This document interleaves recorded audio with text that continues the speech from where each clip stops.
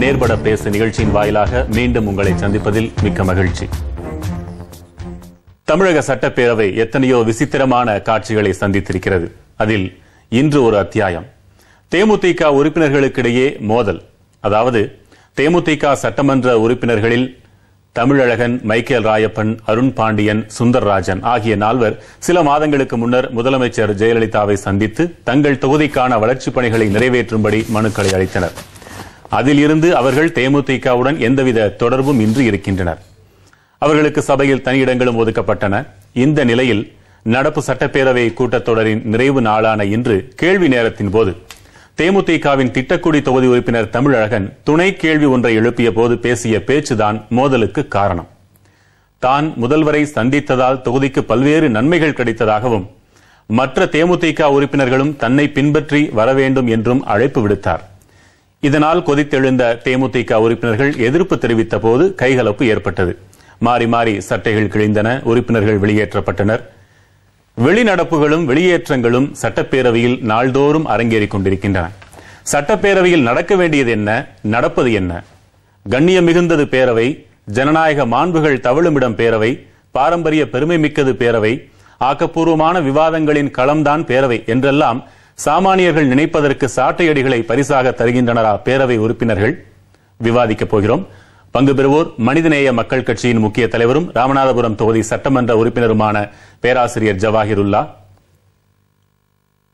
கொங்கு இளைஞர் பேரவையின் நிறுவனரும் கபிலர்மலை தொகுதி சட்டமன்ற உறுப்பினருமான உ. தனியரசு, மார்க்சிஸ்ட் கம்யூனிஸ்ட் கட்சியின் முக்கிய தலைவரும் பெரம்பூர் தொகுதி சட்டமன்ற உறுப்பினருமான ஆ. சவுந்தரராஜன் ஆகியோர் நேர்பட பேசலாம்.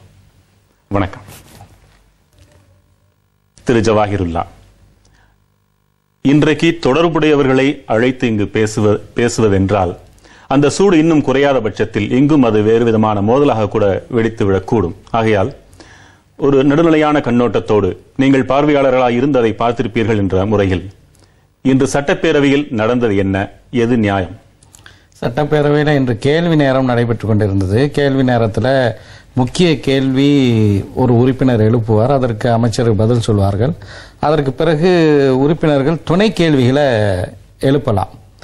அந்த அடிப்படையில் இன்று கேள்வி நேரம் சற்று நீளமாகவே இருந்தது. வழக்கமாக 10 கேள்விகள் தான் இருக்கும். இன்று 15 கேள்விகள் இருந்தது. 14வது கேள்விக்கு கேள்வி கேட்டு அந்த முக்கிய கேள்வி கேட்கப்பட்டு அதற்கு அமைச்சர் பதில் சொன்ன பிறகு தேமுதிகவை சேர்ந்த தமிழழகன் துணை கேள்வி எழுப்பக்கூடிய நேரத்தில் அவர் பேச ஆரம்பித்தார். ஆனால் அவருடைய பேச்சு நீண்டு கொண்டே போனது. ஏனென்றால் துணை கேள்வி என்றால் மிக விரிவாக பேசுவதற்கான வாய்ப்பு கிடையாது. சற்று நாங்கள் விரிவாக பேசும்போதும் கூட கடந்த காலங்களில் சபாநாயகர் சுருக்கமாக உங்க கேள்வியை கேளுங்கள் என்றெல்லாம் கூட சொல்லியிருக்கிறார்கள். ஆனால் இவர் துணை கேள்வி கேட்பது போன்ற தோணியில பேசலை. நீண்ட விளக்கமாக அவர் முதலமைச்சர் அவர்களை சந்தித்த பிறகு தன்னுடைய தொகுதிக்கு ஏற்பட்டிருக்கக்கூடிய நன்மைகள் பலவற்றை பற்றி தொடர்ந்து பேசிக்கொண்டிருந்தார். அப்படி அவர் பேச பேச அது மற்ற தேமுதிக உறுப்பினர்களை புண்படுத்துவது போல அமைந்துவிட்டதாக அவர்கள் கருதி தேமுதிகவினுடைய குரடா சந்திரகுமார் தலைமையில் இவர் தமிழழகன் இருப்பது கடைசி இருக்கைக்கு முந்திய வரிசை, சந்திரகுமார் இருப்பது 2வது வரிசை. அங்கிருந்து அவர்கள் எழுந்து நின்று வாக்குவாதத்தில் ஈடுபட்டாங்க. அப்படி வாக்குவாதத்தில் ஈடுபடும் போது மைக்கேல் ராயப்பன் குறுக்கிட்டு ஏதோ பேச முனைந்தார். இந்த நேரத்திலே தான் இந்த கைகலப்பு நடைபெற்றது.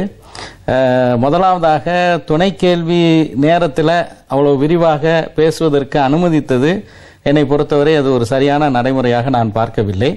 ஆனால் தேமுதிக உறுப்பினர்கள் நடந்து கொண்டது அந்த இதையெல்லாம் சிறிதாக்கி மிக மோசமான ஒரு வகையில் கைகலப்பு அளவுக்கு போனது நிச்சயமாக சபையினுடைய கண்ணியத்தை குலைக்கக்கூடிய வகையில் அமைந்தது. மிக மிக வருந்தத்தக்கது. திரு சவுந்தரராஜன், உங்கள் பார்வை? இது சட்டசபை என்று வருகிற போது அதற்குள்ளே எல்லா வகையிலும் கண்ணியத்தை காப்பாற்ற வேண்டும் என்பது ஒன்று. கண்ணியம் கோபமாக பேசலாம், வேகமாக பேசலாம், கடுமையாக பேசலாம், அழுத்தி பேசலாம், இப்படிலாம் பேசலாம். அது சட்டசபையினுடைய முக்கியமான விஷயம். இன்று கேள்வி நேரத்திலே துணை கேள்விக்கு அந்த அளவுக்கு நான் கூட எனக்கு பிறகு நான் என்னை நானே கேட்டு தெரிந்து கொண்டேன், இது துணை கேள்விக்கு பேசினாரா அல்லது ஆளுநர் உரையின் மீதே பேசினாரா என்று நான் கேட்கிற அளவுக்கு அந்த பேச்சு இருந்தது. அவ்வளவு நீண்ட பேச்சு, நிறைய பாராட்டுக்கள் மற்றதெல்லாம் இருந்தது. அவருடைய அனுபவங்களை எல்லாம் அவர் சொன்னார். அது ஒரு சபாநாயகர் அதை அனுமதித்துக் கொண்டே இருந்தார்.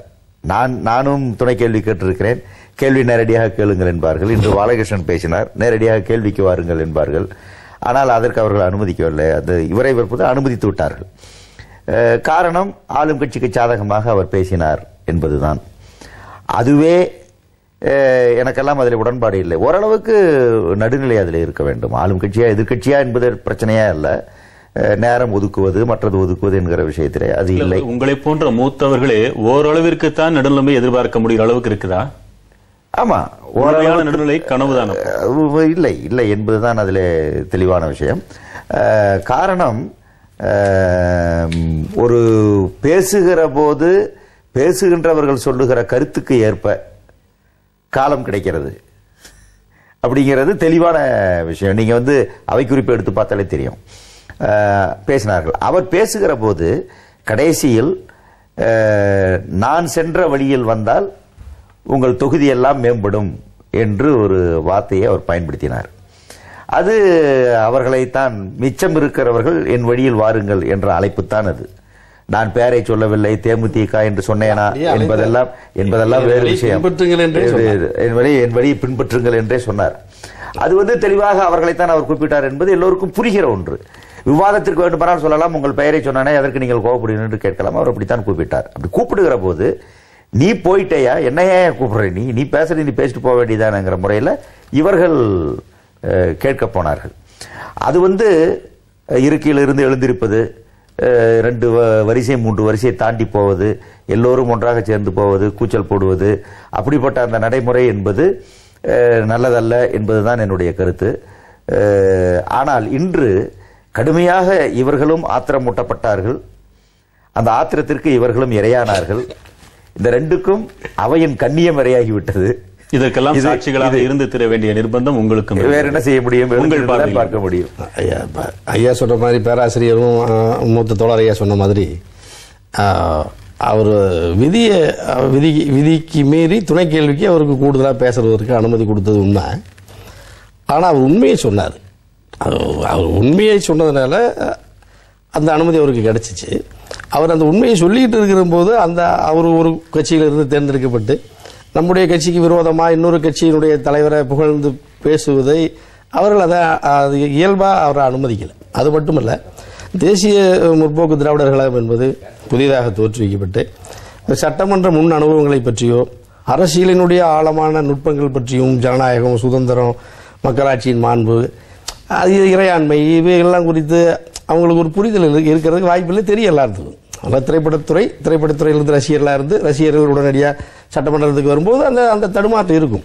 அப்போ அவங்க திரையரங்குகளுக்குள்ள எப்படி நடத்துகிறாங்களோ அதே மாதிரி சட்டமன்றத்தையும் அதே மாதிரி நடத்துகிறாங்க. ஏன்னா திரையரங்குகள் இருந்த தலைவர்கள், திரையரங்கில் இருந்த ரசிகர்கள் தான் சட்டமன்ற உறுப்பினர்கள், நாடாளுமன்ற உறுப்பினர்கள். அப்போ நம்மளாம் எதிர்பார்க்குற மாதிரி அந்த பாரம்பரியமிக்க சுதந்திர போராட்டத்துக்கு போராடிய தலைவர்கள், சமூக நீதிக்காக போராடிய தலைவர்கள், பகுத்தறிவு சமூக களத்தில் போராடியவர்கள், பொதுவுடைமை களத்துக்கு போராடிய தலைவர்கள், அப்படியெல்லாம் அந்த தலைவர்கள் நடத்திய அந்த இருக்கையில், அந்த சட்டமன்றத்தில் நாம் இவர்களிடமிருந்து அந்த கண்ணியத்தை நாம் எதிர்பார்ப்பது நமக்கு அறியாமல். ஆனாலும் இன்னைக்கு நாங்கள் பார்த்தது, ஏன்னா நானும் சட்டமன்றத்துக்கு புதியவன்கிறதுனால கொஞ்சம் எனக்கே ஒரு நெருடலாக இருந்துச்சு. ஏன்னா அவ்வளவு ஒரு கண்ணியமிக்க, வரலாற்று சிறப்பு மிக்க, வைர விழா கொண்டாடிய ஒரு சட்டமன்றத்தில் ஒரு நபர் அல்லது ஒரு சட்டமன்ற உறுப்பினர் அப்படி கருத்தை சொல்றாரு. அதுக்கு கொறடா உட்பட ஒட்டுமொத்த உறுப்பினர்களும் சூழ்ந்து போய் ஒரு சந்தை தெருவிலே வாகன ஓட்டிகளுக்குள்ளே ஏற்படுகிற மோதலை போன்று சந்தையிலே வணிக மையங்களிலே சாதாரண பாமர மக்கள் மீன் சந்தையில் அல்லது இன்னும் அறியாமையில் இருக்கிற மக்கள் மோதிக்கொள்ளும் மாதிரி ஆடு மாடு சந்தையில் மோதிக்கொள்ளும் மாதிரி மோதிக்கொண்டது மிகப்பெரிய. உங்களுடைய இந்த காரமான விமர்சனங்களுக்கு அவர்கள் வந்திருந்தால் உரிய பதில்களை தந்திருக்க முடியும். அவர்களை நாங்கள் அழைத்தாலும் கூட வர இயலாத சூழலில் இருப்பதாக சொன்னார்கள். அவர் கூறியது உண்மை என்ற ஒரு வார்த்தை சொன்னீங்க. அது உண்மை என்ற பட்சத்தில் மேலும் பல கேள்விகள் வர தயாராக இருக்கின்றன. அவர் கூறியது உண்மை என்றால் அவர்கள் தொகுதிக்கு நடந்தது ஆளுங்கட்சி சட்டமன்ற உறுப்பினர்கள் அனைவரின் தொகுதிகளுக்கும் வளர்ச்சி பணிகள் அமோகமாக நடந்து கொண்டிருக்கின்றனவா? உங்கள் பதில். அதாவது நான் ஒரு முறை தரிசித்தேன், ஆகவே என்னுடைய தொகுதிக்கு எல்லாம் கிடைத்துக் கொண்டிருக்கிறது என்று அவர் சொன்னதுல எந்த அளவுக்கு உண்மை இருக்குங்கிற சந்தேகம் எனக்கு இருக்கு. ஒரு முறை முதல்வரை சந்தித்தால் அதற்கு ஏற்ப ஒரு பலன் கிடைக்கும் என்று சொல்லுவதே முதல்வருக்கே அது ஏற்புடையதாக இருக்குமா என்று எனக்கு தெரியவில்லை. நான் என்னை சந்தித்த காரணத்திற்காக ஒருவருக்கு தனிச்சலுகை காட்டுவேன் என்கிற முறையிலே முதலமைச்சர் நடந்து கொள்ள முடியுமா என்றும் எனக்கு தெரியும். அப்படி நடந்து கொள்ளுகிறாரா என்கிற ஐயமும் எனக்கு இருக்கிறது. எங்களுடைய தொகுதியை பொறுத்தவரையிலே எல்லோரையும் போல நாங்கள் போய் கேட்கிறோம். இன்று ஒத்துக்கொண்டால் அது டெண்டர் விடவே 6 மாதம் ஆகிறது. அப்புறம் ஒரு கல் எடுத்து வைக்க இன்னொரு 6 மாதம் ஆகிறது. எங்களுடைய தொகுதி பணத்தை ஒதுக்கி கல்லூரிக்கு அறை கட்ட கடந்த ஓராண்டு காலமாக இன்னும் ஒரு கல் எடுத்து வைக்கப்படவில்லை, பிடபிள்யூடி செய்யவில்லை என்பதுதான் உண்மை. இது மொத்தத்தில் இருக்கக்கூடிய பிரச்சனை, மொத்தமாக இது தீர்க்க வேண்டிய பிரச்சனை. அவருடைய தொகுதிக்கு மட்டும் கூடுதலாக கிடைத்தது என்ற அந்த வாதத்திலே முழு ஏற்பு எனக்கு இல்லை. அது அதை உண்மை என்று அவர் சொல்கிறார். அது உண்மை என்று நண்பர் சொல்லுகிறார். சொன்னதெல்லாம் உண்மை என்று நீங்கள் எடுத்துக்கொண்டீர்களா அல்லது உங்களுக்கு அதெல்லாம் உண்மைதான் என்று தெரியுமா? இல்ல அவர் பின்னாடி பார்த்து உறுதியா நான் உறுதிப்படுத்திக்கல. ஆனாலும் அவர் முதல்வரை சந்தித்து தன்னுடைய தொகுதி மக்களுடைய கோரிக்கைகளை முன்வைக்கின்ற பொழுது முதல்வரே அது அவருடைய பெரும்பாலான அது அனைத்து தீர்மானங்களையும் அனைத்து கோரிக்கைகளையும் ஏற்றுக்கிட்டதாகவும் அவர் சொல்லலை. ஒரு முறை சந்தித்ததுக்கு எனக்கு பெரும்பாலான கோரிக்கைகள் நிறைவு செய்யப்பட்டது. இன்னும் எனக்கே கூடுதலாக சந்திப்பதற்கு தரிசிப்பதற்கு வாய்ப்பு கிடைத்தால் இன்னும் கூடுதலாக தொகுதி மக்களுக்கு செய்ய முடியும் என்கிற கருத்தையும் முன்வைத்தார். அது அவருடைய அந்த அவருடைய நிலையிலிருந்து அவர் அந்த சட்டமன்றத்தில் பேசியது அவருடைய நிலையிலிருந்து அது சரியானது. தரிசனம் என்கிற வார்த்தை விழும்போது எங்க ஜனநாயகம் வார்த்தையே தெரியாது. இறுதியில் அவர் என்ன வேண்டுகோள் விடுக்க விரும்பினாரோ அதற்கு ஏற்ப ஒரு 15 நிமிடம் அவருடைய இதை பில்டப் பண்ணார். அதற்கானதே தவிர அதுக்கு மேல அதுல பெரிய உண்மையா இருக்கும் என்றெல்லாம் எனக்கு தோன்றவில்லை என்னுடைய குறுகிய அனுபவத்தில். தொடர்ந்து பேசலாம். ஒரு சிறிய இடைவேளைக்கு பிறகு நேர்பட பேசு தொடரும். திரு ஜவாஹிருல்லா, சட்டப்பேரவையின் மாண்புகள் குலைவதற்கான சான்றுகள் இன்று நேற்றல்ல, 1/4 நூற்றாண்டு காலத்திற்கு மேலாகவே பல சான்றுகளை நாம் எடுத்துக் கூறலாம். ஆனால் வர இப்போது உள்ள நிகழ்வுகளில் முதலமைச்சரை புகழ்ந்து பாட அனுமதிக்கும் அளவிற்கு எதிர்க்கட்சிகள் பேசுவதற்கு கிஞ்சிற்றும் வாய்ப்பே வழங்கப்படவில்லை. பொறி அமைத்தார்கள், இதில் போய் சிக்கிக் கொண்டார்கள் என்று கூட ஐயா சொன்னார். இவையெல்லாம் நடக்கும் பொழுது ஆளும் கட்சியின் நோக்கம் என்னவாக உங்களுக்கு தெரிகிறது? முதல்ல ஒன்றை தெளிவுபடுத்த விரும்புகிறேன். அதாவது நாங்கள்லாம் 3 பேருமே தான் முதல் முறையாக சட்டமன்றத்துக்குள்ள உறுப்பினர்களாக போயிருக்கோம். ஆனால் கடந்த ஆட்சியினுடைய சட்டமன்ற குறிப்புகளை நீங்கள் பார்க்கும்போது இதே போல் முதல்வரை புகழ் பாடுற ரீதியில் அப்போ உள்ள ஆளுங்கட்சி உறுப்பினர்களும் அதே அளவு பேசியிருக்கிறார்கள் என்பதையும் நாம் கவனத்தில் எடுத்துக்கொள்ள வேண்டும். அடுத்ததாக என்னன்னா, சட்டமன்றம் அப்படிங்கும்போது அதற்கென்று ஒரு சில நெறிமுறைகள் இருக்கின்றது. அந்த நெறிமுறைக்கு உட்பட்டு நாம் நுட்பமாக அதை பயன்படுத்தி கருத்துக்களை பதிவு செய்ய வேண்டும். அப்படி பதிவு செய்யும் போது பலன்கள் ஏற்பட்டு இருக்கின்றது. உதாரணமாக நேற்று நான் ஆளுநர் உரைக்கு விவாதத்துக்கு நன்றி தெரிவிக்கும் தீர்மானத்தில் பேசும்போது கச்சத்தீவில் வருகின்ற 23, 24 ஆகிய 2 தினங்களில் புனித அந்தோனியார் திருவிழா நடைபெறுகிறது.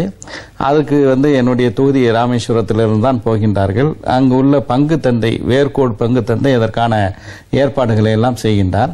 அந்த பயணிகள் செல்லக்கூடிய விஷயத்தில் இருக்கக்கூடிய பல சிரமங்களை எடுத்து சொன்னேன். அதில் புதிதாக இந்த ஆண்டு ராமநாதபுரம் சிவகங்கை மாவட்டம் அல்லாத மற்ற மாவட்டங்களை சேர்ந்தவர்கள் காவல்துறையில் ஒரு தடையின்மை சான்றிதழ் பெற வேண்டும், அதற்கு ஒரு குறிப்பிட்ட கட்டணம் வாங்க வேண்டும்.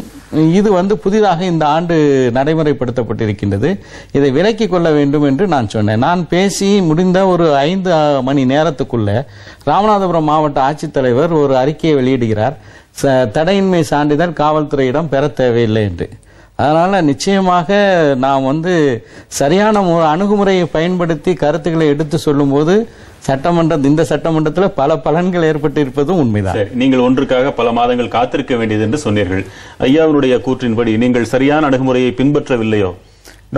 அதாவது சட்டசபை தொகுதியில் நடைபெற வேண்டிய வளர்ச்சி திட்டங்கள், வளர்ச்சி படிகள், அவைகளை பற்றி நான் சொன்னேன். சட்டமன்றத்தில் பல விஷயங்களை கேட்கிற போது உடனுக்குடன் பதிலோ அல்லது அதற்கேற்ற நடவடிக்கை கிடைக்கிறது. இப்போ உதாரணமாக நேற்று நான் பேசுகிற போது காவிரி பாசன பகுதியில் மட்டும் வறட்சி, அந்த விவசாயிகளுக்கு மட்டும் நிவாரணம் விரைவில் அறிவிக்கப்படும் என்றுதான் ஆளுநர் உரையிலே இருக்கிறது. நான் பாசன பகுதி மட்டுமல்ல, தமிழகம் முழுவதும் வறட்சியால் பாதிக்கப்பட்டிருக்கிறது. ஆகவே இதர மாவட்டங்களுக்கும் இதை நீங்கள் பொருத்த வேண்டும் என்று நான் கேட்டேன். இன்றைக்கு முதலமைச்சர் பதில் சொல்லுகிற போது சென்னை தவிர 31 மாவட்டங்களும் வறட்சி பாதித்த மாவட்டங்களாக அறிவிக்கப்படுகிறது என்று அறிவித்தார்கள். அதனால் சில பலன்கள் எல்லா மாவட்டங்களுக்கும் கிடைக்கும். ஆகவே பேசுகிற போது நாம் சிலவற்றை சொல்லி அவர்களுக்கு உணர வைத்தார். உதாரணமாக சீருடை பணியாளர்கள், போலீஸ்காரர்களுக்கு மட்டும் அந்த கேன்டீன் என்று இருந்தது, வரி இல்லாத பொருள் வாங்குவதற்கு. பிறகு அது வனத்துறைக்கு வேண்டும் என்று கேட்டோம், வனத்துறைக்கும் அவர்கள் கொடுத்தார்கள். ஆகவே சிறைத்துறைக்கும் கேட்டோம், சிறைத்துறைக்கும் கொடுத்தார்கள்.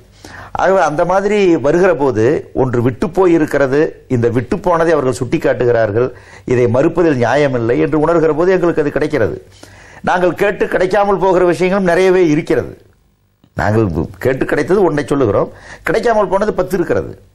ஆகவே தொகுதியில் நடக்கிற அந்த வேலை என்பது நிர்வாகத்தின் வழக்கமான மெதுவாக செயல்படும் நத்தை வேகம், அமை வேகம், இந்த வேகங்களில் தான் அது நடந்து கொண்டிருக்கிறது, தவிர வேறொன்றுமில்லை என்று தான் நான் சொல்ல வருகிறேன். ஆனால் அந்த குறிப்பிட்ட நால்வர் மட்டும் முதலமைச்சரை சந்தித்து கேட்பவைகளில் பெரும்பாலானவை நிறைவேறி விடுவதாக அவர்களே கூறியது போல, அவர்களுக்கும் நீங்கள் கேட்பதற்கும் வித்தியாசம் இருக்கிறதா இல்லையா? அதாவது அவர்கள் சொல்லுவதில் முழு அது இட்டுக்கட்டி பேசப்படுகிறது என்பது என்னுடைய கருத்து. நானும் வலிய இட்டுக்கட்டி எந்த குற்றச்சாட்டையும் சொல்லவில்லை. நடக்கிற விஷயங்கள் தான் நடந்து கொண்டிருக்கிறதே தவிர எந்த மாயாஜாலமும் இப்போது இந்த 2 ஆண்டுகளில் நடந்து விட்டதாக நான் நினைக்கவில்லை. அது நடக்கப் போவதும் இல்லை. ஏற்கனவே தொடர்ச்சியாக இருக்கிற பல விஷயங்களில் ஏற்கனவே முட்டை இல்லை சத்துணவில், இப்போது முட்டை இருக்கும். அல்லது ஏற்கனவே வண்ண வண்ண உணவுகள் இல்லை, இப்போது வண்ண வண்ண உணவுகள் இருக்கும். ஏற்கனவே இருக்குது, அபிவிருத்தி செய்யப்படுகிறது. முன்ன 2 ரூபாய்க்கு அரிசி கிடைச்சது, இப்ப அந்த 2 ரூபாயும் இல்லை. இந்த முன்னேற்றங்கள் செய்யப்படுகிறது. ஒருவேளை வேறொரு ஆட்சி வந்தால் இதே மாதிரியான சில முன்னேற்றங்கள் நானும் செய்தேன் என்று காட்டுவதற்கு செய்யக்கூடும். அப்படிப்பட்ட அந்த விஷயங்கள் நடைபெறுகின்றன. புதிதாக லேப்டாப்போ அல்லது மற்றதோ இப்படிப்பட்ட அந்த விஷயங்களை நாங்கள் வரவேற்று இருக்கிறோம். தொடர்ந்து பேசலாம். நம்மோடு புதிய தமிழகம் கட்சியின் நிறுவனர் டாக்டர் கிருஷ்ணசாமி அவர்கள் இணைந்திருக்கிறார். வணக்கம் திரு கிருஷ்ணசாமி. வணக்கம். நடப்பு கூட்டத்தொடரில் நிகழ்வுகள் ஆக்கப்பூர்வமாக நடந்ததா? உங்கள் பார்வையில் என்ன படுகிறது? அது மாதிரி எதுவும் இந்த கூட்டத்தொடர் நடக்கலைங்க. நானும் 1996 முதல் 2001 வரை சட்டமன்ற உறுப்பினராக இருந்திருக்கிறேன். அப்பொழுது நடைபெற்ற சட்டமன்ற நிகழ்வுகளையும் உன்னிப்பாக கவனித்திருக்கிறேன். அதிகமாக ஆவேசங்களோடெல்லாம் பேசியிருக்கிறோம். ஆனால் அதுக்கும் இப்படி நடக்கக்கூடிய இந்த சட்டமன்ற நிகழ்வுகளுக்கும் மலைக்கும் மடுவுக்குள்ள வித்தியாசங்களை நான் பார்க்குறேன். காரணம் என்று சொன்னால், மக்கள் எதை எதிர்பார்ப்பார்களோ அதை சட்டமன்ற உறுப்பினர்கள் ஆக்கபூர்வமாக பேசக்கூடியவர்களுக்கு உண்டான வாய்ப்பை இந்த சட்டமன்றத்தில் அனுமதிப்பதில்லை. இதுதான் நான் பார்க்கிறது. வேண்டும் என்று சொன்னால், ஆளுங்கட்சிக்கு சாதகமாக ஏதாவது ஒன்றை பாராட்டி பேசினாலோ அல்லது மத்திய அரசை கடுமையாக தாக்கி பேசினாலோ மட்டும்தான் இந்த சட்டமன்றத்தில் பேசுவதற்கு உண்டான வாய்ப்பு கிடைக்கிறதே தவிர, மாநில அரசினுடைய திட்டங்களை சிறிதளவு விமர்சிப்பதற்கு தயாரான கூட உடையாக குறுக்கீடுகளும் அதற்குண்டான தடைகளும் வந்துவிடுகின்றன. எனவே இங்கே ஜனநாயக மாண்புகள் காப்பாற்றப்படுகிறது. இந்த கூட்டத்தொடரில் ஏதோ விசேஷமாக நடந்துவிட்டது என்று சொல்வதற்கு எதுவுமே இல்லை. இதில் முழுக்க அனைத்து விதமான அம்சங்களும் ஜனநாயகத்துக்கு விரோதமாகவே நடைபெறுவதாக நான் கருதுகிறேன். திரு தனியரசு, உங்கள் கருத்து முழுக்க ஆரோக்கியமற்ற ஒரு சூழல் தான் நிலவிற்று என்கிறார். இல்லை, எதை சுட்டிக்காட்டி டாக்டர் அப்படி சொல்றாங்கன்னு தெரியல. ஏதாவது ஒன்றை சுட்டிக்காட்டி ஆரோக்கியத்துக்கு புறம்பாக, சட்டசபையினுடைய மரபுக்கும் மாண்புக்கும் புறம்பாக, உரிமைக்கு புறம்பாக எது நடைபெற்றது என்று மருத்துவர் சொல்லுவாரு. திரு கிருஷ்ணசாமி ஏதேனும் ஒரு உதாரணத்தை கேட்கிறார்.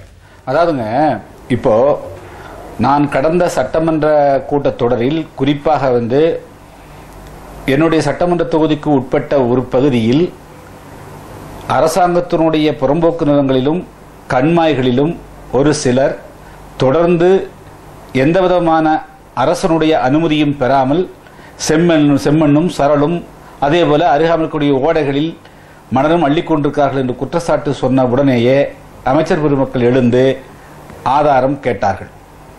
சரி, நான் ஆதாரம் கொடுக்கிறேன் என்று இந்த முறை ஆதாரத்தை தேடுவதற்காக சென்ற பொழுது அங்கே ஆளுங்கட்சியை சேர்ந்த ஒருவரே எங்களிடத்தில் தகராறு செய்து விட்டுவிட்டு எங்கள் மீது வழக்கு பதிவு செய்தார்கள். அது குறித்து இந்த சட்டமன்றத்தில் நான் பிரச்சனையை எழுப்ப முற்பட்ட உடனேயே அமைச்சர் கோபமாக எழுந்து நீங்கள் சொல்லுவது உண்மைக்கு புறம்பானது என்று எங்களை பார்த்து சொல்லுகிறாரே தவிர, கடந்த சட்டமன்ற தொடரில் நாம் தானே இவரிடத்தில் ஆதாரம் கேட்டோம், அவர் என்ன சொல்லுகிறார் என்பதை முழுமையாக கேட்ட பிறகு எங்களுக்கு பதில் சொல்லியிருந்தால் சரியாக இருந்திருக்க முடியும். எனக்கு ஒன்றும் தனிப்பட்ட முறையில் ஏ அல்லது பி அல்லது சி ஆர் மீதும் குற்றம் சுமத்த வேண்டும் என்பது நோக்கமல்ல. அரசாங்கத்தினுடைய சொத்துக்கள் பாதுகாக்கப்பட வேண்டும், கனிவளங்கள் பாதுகாக்கப்பட வேண்டும். 2011 சட்டமன்ற தேர்தலுக்கு முன்பாக தமிழகத்தில் கடந்த ஆட்சி திமுக ஆட்சியில் கனிவள கொள்ளைகள் நடைபெற்றுக் கொண்டிருக்கின்றன, குடும்ப ஆட்சி நடக்கிறது அல்லது விலைவாசி உயர்கிறது, மின்சார தட்டுப்பாடு என்று குற்றம் சுமத்தித்தான் இந்த ஆட்சி மாற்றம் ஏற்படுத்தப்பட்டது. எனவே எந்த குற்றச்சாட்டுகளுடைய அடிப்படையில் ஆட்சி மாற்றம் ஏற்பட்டதோ அந்த குற்றச்சாட்டுகள் தொடர்கின்ற பொழுது, அது அன்று திமுக என்று அதிமுக என்று வருகின்ற பொழுது, வேறு யாராவது வருகின்ற பொழுது, அதை சுட்டிக்காட்டுகின்ற பொழுது அந்த தவறு திருத்தப்பட வேண்டும் என்ற பரந்த மனப்பான்மையோடு ஆளுங்கட்சியை சார்ந்தவர்கள், அது அமைச்சர் பெருமக்கள் அணுகினால் இது ஒரு ஜனநாயக பூர்வமான ஒரு ஆரோக்கியமான விவாதம் என்று எடுத்துக்கொள்ளலாம். ஆனால் அவர்கள் அப்படி எடுத்துக்கல. ஆளுங்கட்சியை சார்ந்த ஒருவருடைய பெயரை சுட்டிக்காட்ட உடனேயே அதை முழுமையாக நீக்கிவிட வேண்டும் என்று நீக்கிவிட்டார்கள். அதே போலதான் நான் இன்னொன்னு சொல்லி முடிச்சிடறேன். நான் பேச்சில் போற போக்குல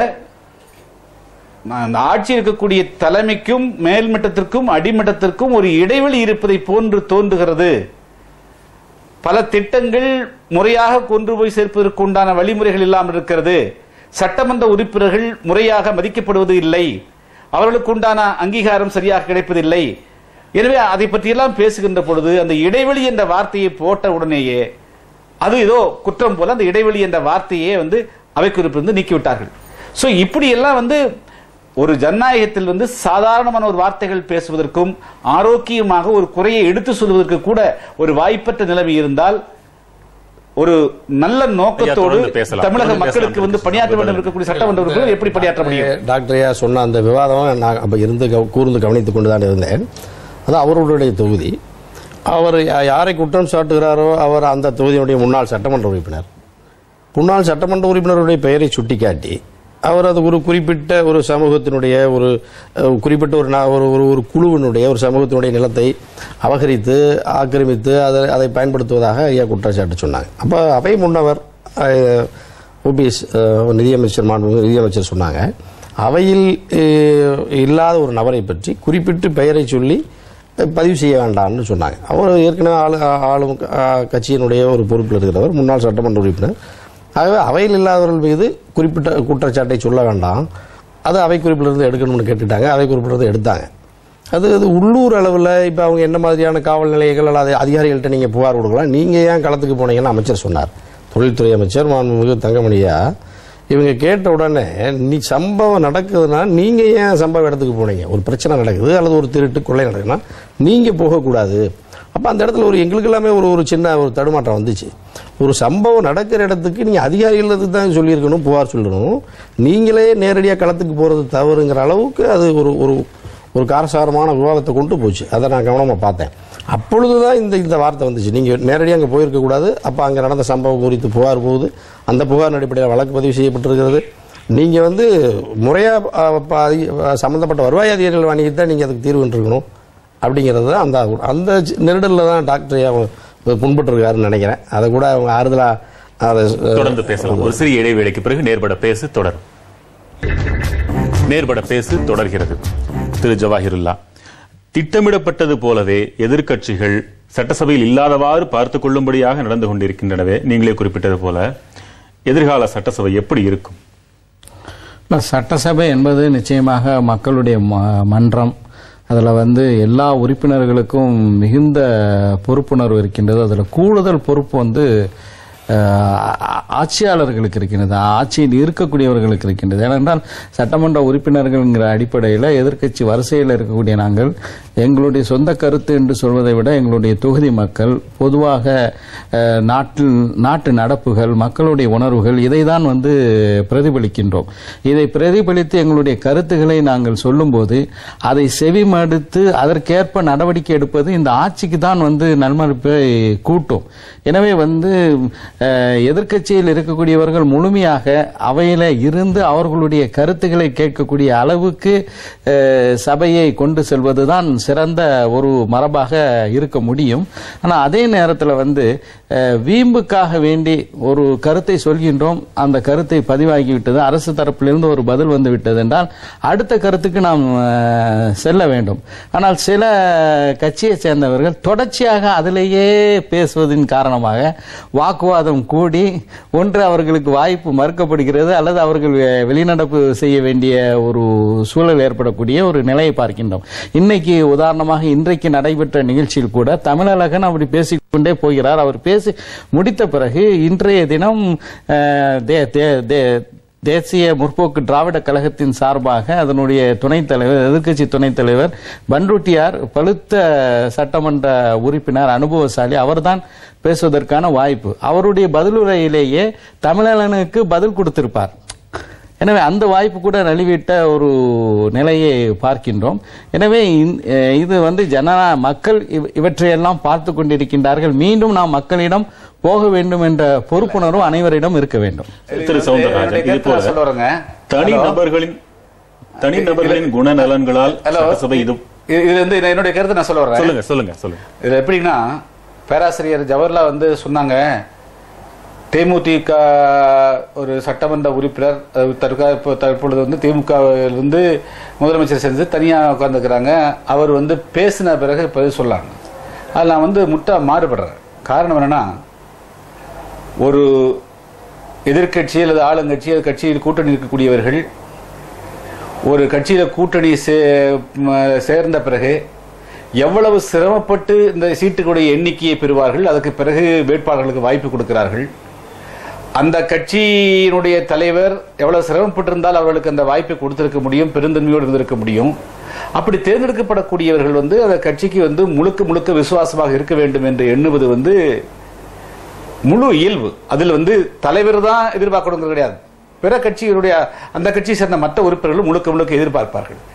ஒருவேளை அந்த உறுப்பினர் தங்களுக்கு அந்த தனக்கு 2 பேர் 3 பேர் வச்சுக்கோங்க, தங்களுக்கு அந்த கட்சியினுடைய கொள்கையில் விருப்பமில்லை என்று சொன்னால் அவர்கள் ராஜினாமா செய்துவிட்டு வேறொரு சின்னத்தில் வெற்றி பெற்று அவர்கள் அங்கே அமர்ந்து அது போன்ற கருத்துக்களை சொல்லி இருந்தால் அவர்களுக்கு ஆத்திரம் வருவதற்கு வாய்ப்பு கிடையாது. ஆனால் இன்னும் 2 ஆண்டு கூட ஆகாத போது இப்பதான் அந்த சின்னத்தில் வெற்றி பெற்று போயிருக்கிறாங்க. நேற்று வரலும் இவர்தான் தலைவர், இவரை கேப்டன் என்றும் தலைவர் என்றும் புகழ்ந்து விட்டு 1 மாத காலத்திற்குள்ளாக இவர் நல்லவர் அவர் மோசமானவர் என்ற விமர்சனம் வைக்கின்ற பொழுது சக சகோதரர்களுக்கு கோபம் வரத்தான் செய்யும்.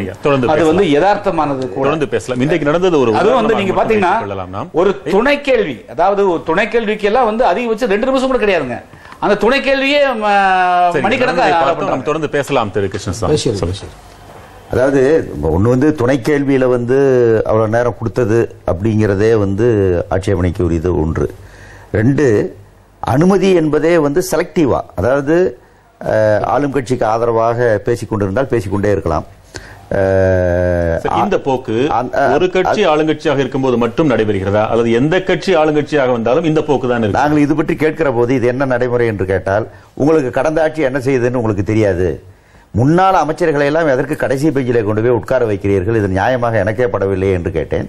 அப்போது அவர்கள் சொன்னார்கள், போன சட்டமன்றத்திலே நான் அமைச்சராக இருந்தவன் கடைசி பெஞ்சில் தான் உட்கார்ந்திருந்தேன் என்று அவர்கள் சொல்லுகிறார்கள். இது அப்படி ஒரு பக்கம் போதுன்னு வைங்க. 2வது இப்ப நாங்க பேசுறோம், அவர்களுக்கு உடன்பாடற்ற ஒரு கருத்து என்றால் உடனே ஆதாரம் எங்கே என்று கேட்பது. நாங்கள் பேசுகிறோம், உடனே உடன்பாடற்ற கருத்து என்றால் சபையில் இல்லாதவர்களை பற்றி பேசாதே என்று சொல்வது. இவையெல்லாம் மரபு என்றால் இந்த மரபு இருவருக்கும் பொது. அவர்களும் சபையில் இல்லாதவர்கள் வார்த்தை பெயரை சொல்லக்கூடாது. அவர்கள் பல எதிர்கட்சியை சார்ந்தவர்களுடைய பெயரை சொல்லுகிறார்கள், மகனை சொல்லுகிறார்கள், மருமகளை சொல்லுகிறார்கள், எல்லாவற்றையும் சொல்லுகிறார்கள். எத்தனையோ லட்சம் கோடி என்றெல்லாம் சொல்லுகிறார்கள். அதற்கும் ஆதாரம் எதுவும் கிடையாது. இது பார்க்கிற போது ரொம்ப கிளாரிங்காக இருக்கிறது. அது தவறு. அந்த விஷயங்களில் குறிப்பாக ஆளுங்கட்சிக்கு தான் கூடுதலான பொறுப்பு இருக்கிறது. எங்களை கொஞ்சம் பேச விட்டு நாங்கள் தவறாக பேசினால் அவர்கள் அதற்கு பதில் சொன்னால் அவர்களுடைய நிலை உயருமே தவிர நிலை ஒன்றும் தாழாது. அந்த சகிப்பு இல்லை என்பது தெளிவாக பல விஷயங்களிலே தெரிகிறது. குறிப்பாக அமைச்சர்களின் தலையீடு என்பது கூடுதலாக இருப்பதாகவே நான் நினைக்கிறேன். கூடுதல் நேரத்தையும் அவர்கள் எடுத்துக்கொள்கிறார்கள். நாங்க ஒன்றை கேட்டால் அது தொடர்பான பதில் கூடுதலாக சொன்னால் கூட பரவாயில்லை, சொன்னதையே விட்டு வேறு பதில்கள் வருகின்றன. ஏற்கனவே தயாரித்து வந்த ஏராளமான புள்ளி விவரங்கள் அடுக்கப்படுகின்றன, மற்றது செய்யப்படுகின்றன. அப்படிப்பட்ட விஷயங்கள் சபையின் நேரத்தை வீணடிக்கிறது, மற்றது அடிக்கிறது. ஆகவே புகழுரைகள் என்பதற்கு கூட ஒரு வரையறை இருக்க வேண்டும். அது இருந்தால்தான் பேச முடியும் என்கிற பொதுவாக மக்கள் அதை விரும்ப மாட்டார்கள் என்று. அதே மாதிரி நீங்க இப்ப சவுந்தரராஜன் அவங்க சொல்ற கருத்து நான் வரேன். ஹலோ சொல்லுங்க. அது நீங்க முதல் நாள் இந்த விவாதத்தை விஜயபாஸ்கர் தொடங்கி வச்சார். அப்போ ஒரு எல்லை இருக்குது ஒரு மனிதனை குறை சொல்றதுக்கு. நீங்க பாத்தீங்கன்னா கதை ஒரு பெரிய கதையை சொல்லி அவையினுடைய நேரத்தை வீணாக்கி ஒரு எதிர்கட்சியினுடைய தலைவரை கொச்சைப்படுத்துவது, அவமானப்படுத்துவது என்ற ஒரு நிலையெல்லாம் எடுக்கிறது எந்த விதத்துல ஜனநாயக மரபா கருத முடியும்? மக்கள் இதுக்காகத்தானே ஓட்டளித்து எல்லாத்தையும் சட்டமன்ற உறுப்பினராக்குறாங்க, ஆட்சி கொடுத்தாங்க. இன்று மக்களுக்கு பத்தியக்கூடிய பிரச்சனை, மின்சார பிரச்சனை தட்டுப்பாடை பத்தி மக்கள் பேசணும்னு நினைக்கிறாங்க, வறட்சியை பத்தி பேசணும்னு நினைக்கிறாங்க, குடிநீர் பிரச்சனை பத்தி பேசணும்னு நினைக்கிறாங்க. ஆனா எதிர்கட்சியை குற்றம் சொல்வது, எதிர்கட்சி தலைவரை காயப்படுத்துவதற்காகவே பேசுவதற்கு தயார் பண்ணி சட்டமன்ற உறுப்பினர்களை அனுமதிக்கிறது எந்த விதத்தில் சரியா இருக்க முடியும்? இது இந்தியாவுடைய உலகத்தினுடைய எந்த நாட்டில் இது மாதிரி நடக்குது? எந்த மாநிலத்தில் இது மாதிரி நடக்குது? ஏன் தமிழ்நாட்டிலே மட்டும் இது போன்ற ஒரு முறையை இவங்க கொண்டு வரணும்? இது ஜனநாயகத்தை சீரழிக்கக்கூடிய செயல். அவையில பாத்தீங்கன்னா அதாவது அவங்க மெஜாரிட்டி இருக்கிறாங்க அப்படிங்கிறது ரைட் தான். நாங்க நாங்க சொல்றது என்ன சொல்ல வரோம்னா, அது எந்த கட்சியாக இருந்தாலும் அது ஒருவேளை கடந்த காலத்தில் ஆட்சியில் இருந்த கட்சியாக இருந்தா கூட சொல்றோம். இது இந்த நடைமுறைகள் இந்திய ஜனநாயகத்துக்கு ஒவ்வாது என்று சொன்னால் இப்பொழுதெல்லாம் இருக்கக்கூடிய இளைஞர்கள் எல்லோருமே உன்னிப்பாக கவனித்துக் கொண்டிருக்கிறார்கள். ஒட்டுமொத்தமாக ஜனநாயகத்தின் மீதே நம்பிக்கை சூழ்நிலை பேசுறாரு. சட்டமன்றத்தில் கேட்டிருந்தா சபா பேரவைத் தலைவர் பதில் சொல்லியிருப்பாரு, அமைச்சர் பெருமக்கள் பதில் சொல்லியிருப்பாங்க. பரவாயில்ல, இன்னும் வாய்ப்பு இருக்கு நீங்க பேசுறது. ஐயா என்ன பதில் சொல்றீங்க? சட்டமன்றத்தில் கேட்காம இங்க ஏன் கேக்குறீங்கன்னு சொல்றாரு. எப்படிங்க? இல்ல இதெல்லாம் நீங்கள் சட்டமன்றத்தில் சொல்லியிருக்க வேண்டும்னு சொல்றாரு. தனியாக ஏங்க எழுந்திருக்கிற போதே உட்காருங்க, அவைக்கு உறுப்பில் ஏறாதுன்னு சொன்னா இது ஏறும். சில உறுப்பினர்கள் நாங்க சில பேர் உறுப்பினர்கள் அடையாளம் பண்ணி வச்சுக்கிறாங்க. நாங்கெல்லாம் எந்திரிக்கிற போதே அவருக்கு தெரியும், தம்பி தனியரசுக்கு தெரியும், டாக்டர் கிருஷ்ணசாமி அவர்கள் பேசுவது அவை குறிப்பில் ஏறாதுன்னு தான் வாய் திறக்கிற போதே சபான திறப்பாரு. அப்ப நாங்க எது பேசினாலும் அது வேஸ்டா போயிடும். ஒண்ணு வெளிநடப்பு பத்திரிகையாட்ட சொன்னா தான் பண்ண முடியும். உள்ளுக்குள்ள மாற்று கருத்து சிறிதும் கூட பேச முடிய மாட்டேங்குது. அது ரொம்ப கஷ்டமா இருக்குது. இது இந்தியனுடைய நாடாளுமன்றத்தினுடைய பாருங்க, எல்லாருமே மொத்தமா முதல்ல ஃபர்ஸ்ட் திரும்பி இதுக்கு தீர்வு வேணும்னா தமிழ்நாடு சட்டமன்ற நிகழ்ச்சிகளை நேரடியாக அனைத்து தொலைக்காட்சிகளிலும் என்று ஒளிபரப்பாகிறதோ அன்றுதான் இந்த தமிழ்நாடு சட்டமன்றத்தை பிடித்திருக்கக்கூடிய வியாதிக்கு ஒரு தீர்வு வரும். அந்த நாம் விரிவாக நம்ம பேசணும். ஒரு இடைவேளைக்கு பிறகு நாம் பேசலாம். ஐயா டாக்டர் சொல்ற இந்த கருத்து இடைவேளைக்கு பிறகு நாம் பேசலாம். ஒரு சிறிய இடைவேளைக்கு பிறகு நேர்பட பேசு தொடரும். நேர்பட பேசு தொடர்கிறது.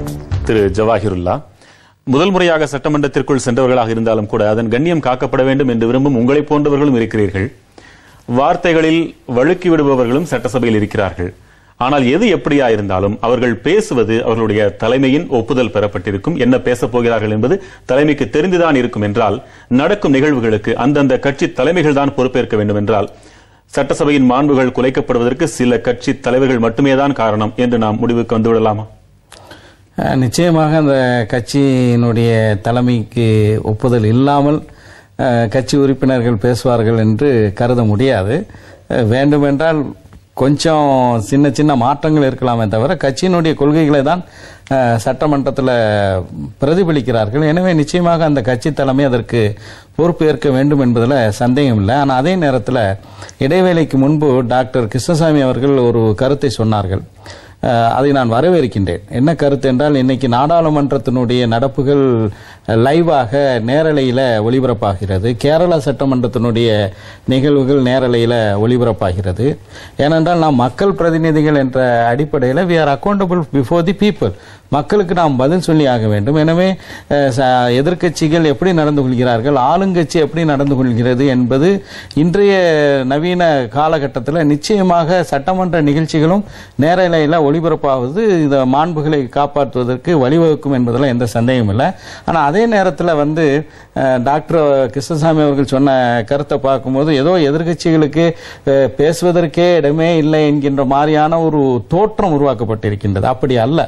நிறைய விஷயங்களை நாங்கள் மனித மக்கள் கட்சியின் சார்பாக பேசியிருக்கின்றோம், மார்க்சிஸ்ட் கட்சியின் சார்பாக பல மக்கள் பிரச்சனைகளை பேசியிருக்கேன். டாக்டர் கூட சென்ற சட்டமன்றத்தில் பல விஷயங்களை பேசி அரசாங்கம் அதற்கு உடனடியாக பதில் சொல்லியிருக்கிறது. இப்போ உதாரணமாக பற்றி எறியக்கூடிய பிரச்சனை இலங்கை பிரச்சனை. ஆளுநருடைய உரையில 3-4 விஷயங்கள் குறிப்பிடப்பட்டிருக்கின்றது. மீனவர்கள், தமிழக மீனவர்கள் தாக்கப்படுவது, இலங்கையில இன பேரழிவுக்கு இலக்கான நம்ம தொப்புள் கொடி தமிழ் மக்கள் சரியான புனர் நிர்மாண வசதிகள் இல்லாமல், அதே நேரத்தில் அவர்களுக்கு சம அதிகாரம் தராமல் அங்கு இருக்கக்கூடிய சிங்கள இனவெறி அரசு அவர்களை வஞ்சித்து வரக்கூடிய விஷயத்தை பற்றியும் பேசப்பட்டது. நேற்று நான் சட்டமன்றத்தில் இவற்றை பற்றியெல்லாம் பேசும்போது, இன்னைக்கு முதலமைச்சர் பதில் சொல்லும்போது நான் நேற்று சொன்னேன், ஜெனீவாவில் இந்த மாதம் இறுதியிலே தொடங்கி ஐநாவினுடைய மனித உரிமை ஆணையத்தினுடைய கூட்டம் நடைபெறுகின்றது. சென்ற ஆண்டு இந்தியா கடைசி நேரத்தில் இலங்கைக்கு எதிரான தீர்மானத்தை நீர்த்து போக வைத்து அதற்கு ஆதரவு தெரிவித்தது. ஆனால் இந்த ஆண்டு தமிழக சட்டமன்றத்தில் ஒரே குரல்ல நாம் இந்தியா அதற்கு எதிராக இலங்கைக்கு எதிரான ஆதரவு குரலை ஒலிக்க வேண்டும், அதை ஒரு தீர்மானமாக நிறைவேற்ற வேண்டும் என்று நான் பேசியதற்கு இன்றைக்கு முதலமைச்சர் அவர்கள் தங்களுடைய பதில் உரையில அதை ஆமோதித்தது போல நாம் நிச்சயமாக இந்தியா எதிர்த்து வாக்களிக்க வேண்டும் என்ற ஒரு தெளிவான கருத்தை சொல்லியிருக்கிறார்கள். அதே போல இலங்கைக்கு எதிரான நடவடிக்கைகள், அதாவது இலங்கையில தமிழர்களுக்கு சரியான சம வாய்ப்பு கிடைக்கும் வரை, புனர் நிர்மாணம் சரியான முறையில் நடக்கும் வரை பொருளாதார பாய்காட்டு, பொருளாதார புறக்கணிப்பு என்பது தொடர வேண்டும், ஏற்கனவே போட்ட தீர்மானத்தை உறுதி செய்திருக்கிறார்கள். எனவே எதிர்க்கட்சிகளுடைய குரலுக்கோ மக்களுடைய குரலுக்கோ அறவே சட்டமன்றத்தில் இடமில்லை என்று சொல்வது நியாயமான கருத்தாக அமையாது. திரு சௌந்தரராஜன், வெட்டுப்படாத அனைத்து காட்சிகளும் அனைத்து ஊடகங்களிலும் வெளிவந்தால் இதற்கு ஒரு நல்ல தீர்வாக அமையும் என்கிறார்கள். மக்களும் பேராவலோடு எதிர்பார்த்துத்தான் காத்திருப்பார்கள். தாங்கள் தேர்ந்தெடுத்த சட்டமன்ற உறுப்பினர் அங்கே உறங்குகிறாரா அல்லது உண்மை நிலையை எடுத்து காட்டுகிறார் என்பதை அறிவதற்கு ஏன் அதை மறுக்கிறார்கள்? ஏன் அதை செய்யக்கூட நினைக்க மாட்டேன் என்கிறார்கள்? ஏன் என்று கேள்வி கேட்டால் அது தெரிய வேண்டாம் என்று நினைக்கிறார்கள். அதற்கு மேல் அதில் வேறு எந்த விதமான பதிலும் இல்லை. ஆனால் அதை செய்ய வேண்டும். அதை செய்தால்தான் நாம் பொறுப்பு ஏற்க வேண்டி இருக்கும் என்கிற அச்சம் ஒவ்வொருவருக்கும் இருக்கும். ஜனங்கிட்ட போய் நாளைக்கு போய் நிக்கணுமே, நாங்க ஆரோக்கியமான விவாதம். தப்பா பேசினாக்கா அதுக்கு பதில் சொல்லணும், சரியா பேசினாக்கா ரைட்டு சரியா பேசியிருக்காங்க நம்ம எடுத்துக்குவாங்க. சபையில இருக்கணுங்கிற எண்ணம் முதல்ல வரும். நம்ம காணாம போயிட்டா நல்லா இருக்காதுன்னு ஒருவேளை அவங்கவுங்க நம்முடைய சகோதரர் போட்டிருக்கிற மாதிரி அடையாள துண்டுகள் கூட போட்டு வரவாங்க, நான் இருக்கேன்னு காட்டுறதுக்காக. அது தேவை என்று நினைக்கிறேன். அக்கௌண்டபிலிட்டி என்பது தேவை. அதனால எல்லாவற்றையும் அறிந்து கொள்ளுகிற உரிமை மக்களுக்கு இருக்கிறது என்கிற ஒரு அனுமதி தான் அந்த தொலைக்காட்சி விஷயம். பாராளுமன்றமே அதை செய்கிற போது இங்கே ஏன் செய்யக்கூடாது என்கிற கேள்வி இருக்கிறது. மாநிலங்களில் இருக்கிறது. பார்லிமெண்ட்ல நீங்க போனீங்கன்னாக்கா ஊடகத்தினர் மட்டுமல்ல, உங்களை போன்றவர்களும் சேர்ந்து பாடுபடுவீர்கள் என்று நம்பலாமா? நம்பலாம், கட்டாயமாக. நாங்களும் ஓப்பனாக சொல்லுவோம். அதே மாதிரி பார்லிமெண்ட்ல நீங்க வந்து எல்லாம் எடுத்துட்டு போறாங்க, இந்த லேப்டாப் எடுத்துட்டு போறாங்க, அவங்க தேவையானதை பாத்துக்கலாம், உடனே சொல்லலாம், போலாம், வரலாம், எல்லாம் இருக்கு. ஆனா எங்க செல்போனே நாங்க எடுத்துட்டு போக முடியாதுன்னு அது தனியா வெளியே ஒரே ஒரு குறுக்கீடு. தோழர் சொன்ன மாதிரி அமைச்சர்கள் வந்து ஆயுதங்களோட சட்டப்பேரவைக்கு வர்றாங்க, நாங்க வந்து நிராயுத பாணிகளாக போறோம். ஏன்னா திடீர்னு ஒரு பிரச்சனை வருகிறது, என்னுடைய லேப்டாப்லயோ அல்லது பாம்டாப்லயோ நான் என் தொகுதி சம்பந்தமான பொதுவான பிரச்சனைகளை வைத்திருக்கின்றேன். நான் கம்யூனிகேட் பண்ண தேவையில்லை. ஆனா உடனே ரெஃபர் பண்ணி நாங்கள் சரியான முறையில் வாதம் செய்வதற்கு அது நிச்சயமாக அனுமதிக்கப்பட வேண்டும். தோழர் சொன்ன மாதிரி செல்பேசியை கூட நாங்கள் மாடத்தில் புறா கூண்டிலே பூட்டி விட்டு தான் உள்ளே செல்ல வேண்டிய நிலை இருக்கு.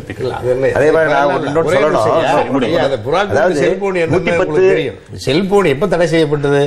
கர்நாடகத்தில் சட்டமன்றத்தில் அமைச்சர்கள், மூத்த அரசியலாளர்கள் சட்டமன்றத்துக்குள்ள செல்போன்ல என்ன படம் பார்த்துக்கிட்டு இருந்தாங்கன்னு எல்லாம் தெரியும். அதுக்கு ஒருபாடு அந்த சங்கடம் தமிழக சட்டமன்றத்தில் நடைபெற்ற நிகழ்ச்சியே திமுக உறுப்பினர் ராஜா அதுதான் காரணமா அமைந்தது.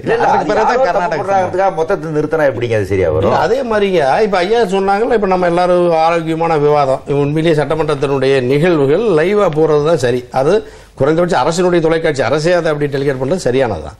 அது என்ன ஒரே சங்கடம்னா, பாராளுமன்றத்தில் இருக்கிற பாராளுமன்ற உறுப்பினர்களுக்கு இருக்கிற ஒரு பண்பு, ஒரு அனுபவம், வயது, அரசியல் அனுபவம் எல்லாம் சட்டமன்ற உறுப்பினர்களுக்கு இருக்கிறதுக்கான வாய்ப்பு குறைவா இருக்கிறது.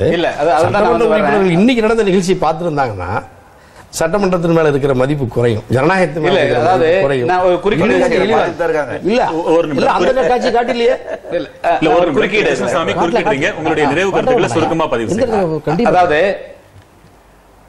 பொதுவா தமிழ்நாடு சட்டமன்றத்தை எந்த ஆளுங்கட்சியும் ஒரு அரசியல் மேடையாக்கி அதை ஒரு மத்திய அரசுக்கு எதிரான ஒரு மேடையாக பயன்படுத்துவது அது முறையில்லை அப்படிங்கிறதா. இங்க பேராசிரியர் அவங்க சொல்ற போது ஒன்றை ஏற்றுக்கொண்டார். அதாவது சட்டமன்றத்தினுடைய நிகழ்ச்சிகளை நேரடியாக ஒளிபரப்ப வேண்டும் என்ற அந்த கருத்தை ஏற்றுக்கொண்டு, இன்னொன்று தமிழ்நாடு சட்டமன்றத்திலேயே எதிர்கட்சிகளுக்கு பேசுவதற்கு வாய்ப்பில்லை என்ற போன்ற ஒரு கருத்தை நான் சொல்றேன். அப்படி நான் சொல்ல வரல. என்ன சொல்ல வரேன்னா, ஆளுங்கட்சியினுடைய லைன்ல அவங்க வைக்கக்கூடிய கோரிக்கைகள், அவங்க வைக்கக்கூடிய லைன்ல ஆதரிச்சு பேசினால் மணிக்கணக்காக பேச முடியும், பாராட்டி பேச முடியும். மாறுபட்டதுக்கு ஒண்ணுக்கு போனா ஒரு 5 நிமிஷம், ஒரு வினாடி, ஒரு புள்ளி நகர்ந்தாலும் கூட உடனடியாக அந்த பேச்சு அவை குறிப்பிலிருந்து அகற்றப்படுகிறது. உதாரணத்துக்கு நேற்றைய தினம் ஒரு மிக முக்கியமான பிரச்சனை சம்பந்தமாக நான் ஒரு குறுக்கீடு செஞ்சேன். அதாவது தருமபுரியில கடந்த 3 மாதங்களுக்கு முன்பு சற்று விரைவாக தாழ்த்தப்பட்ட மக்களுக்கு எதிராக நடந்த வன்கொடுமையில் 3 கிராமங்கள் தாக்கப்பட்டது. 7 கோடி ரூபாய் சொத்துக்கள் சூறையாடப்பட்டன, தீக்கிரையாக்கப்பட்டன. அது குறித்து தமிழ்நாடு அரசு இப்பொழுது அதில் அந்த தாக்குதலுக்கு ஆளானவர்கள் 90 பேரை பெயில் விட்டாங்க. அந்த ஆளுநர் உரையில் என்ன சொல்லியிருக்குது? தாழ்த்தப்பட்ட மக்கள், அதாவது விளிம்பில் இருக்கக்கூடிய மக்கள் கௌரவத்தோடும் கண்ணியத்தோடும் வாழ்வதற்கு உண்டான எல்லா விதமான காரியங்களையும் மாநில அரசு செய்வதாக சொல்லிவிட்டு, இப்பொழுது குழந்தைகளுக்கு எதிராகவும் பெண்களுக்கு எதிராகவும் தாழ்த்தப்பட்ட மக்களுக்கு எதிராக நடக்கக்கூடிய வன்கொடுமைகளை தடுத்து நிறுத்த வேண்டும், அதான் எங்களுடைய லட்சியம் என்று சொல்லக்கூடிய அரசு கண் முன்னாடி கடந்த 10 வருடங்களுக்கு முன்பு இது ஒரு சம்பவம் நடந்தது. இப்பொழுது ஒரு 3 கிராமம் சூறையாடப்பட்ட அந்த சம்பவத்தில் கலந்து கொண்டவர்களை சார்ஜ் இந்த அரசு போட்டிருந்தால் அவர்கள் தண்டிக்கப்படுவார்கள், அவர்கள் பெயில் வந்திருக்க மாட்டாங்க. அப்ப அரசு ஒரு மெத்தன போக்கை கையாண்டது.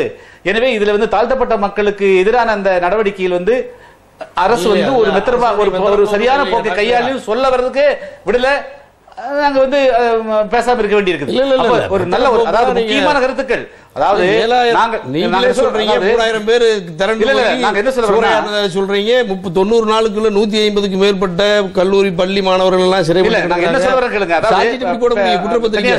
அதாவதுங்க தாழ்த்தப்பட்ட மக்கள் என்று சொல்லக்கூடியவர்கள் 2000 ஆண்டு காலத்துக்கு மேலாக வஞ்சிக்கப்பட்டவர்கள். அந்த மக்களை பாதுகாக்க வேண்டிய பொறுப்பு அரசியல் சாசனத்திற்கு உண்டு, சட்டமன்றங்களுக்கு உண்டு, நாடாளுமன்றங்களுக்கு உண்டு. இப்பொழுது நம்முடைய கேள்வி, நீங்கள் இப்பொழுது தொடர்ந்து தாழ்த்தப்பட்டவர்களுக்கு மீதான வன்கொடுமையை தடுப்பதற்குண்டான சட்டத்தை நீர்த்து போக வைப்பதற்கு ஒரு குழு வெளியிலே வேலை செய்கிறது. அதை அப்படி செய்யக்கூடாது, தாழ்த்தப்பட்ட மக்களுக்கு எதிராக நடக்கக்கூடிய வன்முறைகள் தடுத்து நிறுத்தப்பட வேண்டும் என்று நாங்கள் குரல் கொடுத்து வருகிறோம். மாநில அரசு நடவடிக்கை அது குறித்து மற்றும் ஒரு விரிவான விவாதத்தில் நாம் சந்திக்கலாம். பல ஆழமான கருத்துக்களை அமைதியாக எடுத்து வைக்கும் அமர்வாக இது முடிவடைந்தது. ஒன்று, ஊடகத்திற்கு கட்சியினர், ஆளும் கட்சியோ எதிர்கட்சியோ அனைத்து கட்சியினரும் எவ்வளவு அஞ்சுகிறார்கள் என்பதை உங்கள் வார்த்தைகளிலிருந்து நாங்கள் புரிந்து கொண்டோம். ஆக விரைவில் அதற்கான துவக்க புள்ளியாக இந்த நிகழ்ச்சி அமையட்டும் என்பதாக என்னுடைய விருப்பத்தை பதிவு செய்து உங்கள் வருகைக்கும் கருத்துக்களுக்கும் நன்றி கூறி அமைகிறது. மற்றும் ஒரு நேர்பட பேசும் நிகழ்ச்சியின் வாயிலாக மீண்டும் சந்திக்கலாம். வணக்கம். இந்த அரசாங்கத்தில்